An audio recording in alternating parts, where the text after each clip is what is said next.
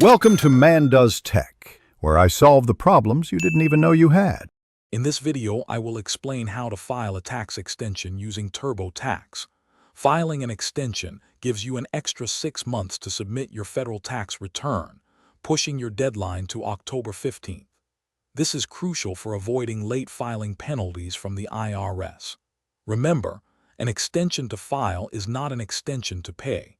You still need to pay any estimated taxes by the original deadline to prevent underpayment penalties. Let's get started. Filing your extension with Turbotax is straightforward. You'll use Form 4868, which Turbotax guides you through step by step. The platform helps you estimate your tax liability, a critical step to avoid penalties.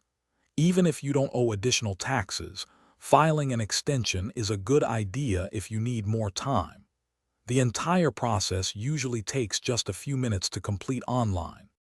It's vital to remember that an extension to file is not an extension to pay.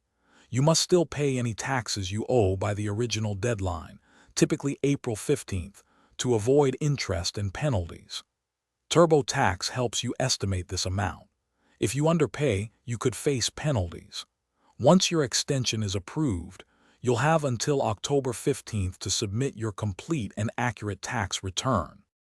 After successfully filing your extension, you've gained valuable time. Use these extra 6 months wisely to gather all your financial documents and ensure your tax return is as accurate as possible. This is your chance to double-check for any missed deductions or credits. When you're ready, simply return to Turbotax to complete and e-file your final tax return by the extended October 15th deadline. You've got this. Thanks for watching. If you found this helpful, don't forget to like and subscribe.